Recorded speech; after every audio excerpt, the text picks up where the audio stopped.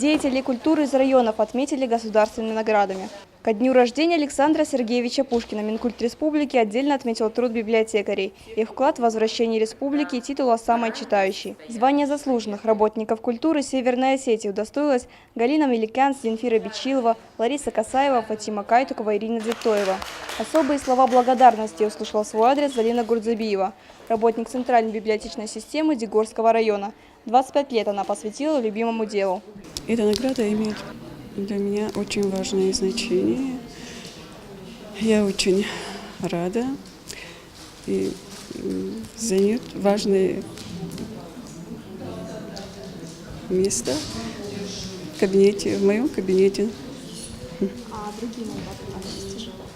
Награды есть, администрации района есть и профсоюзная грамота.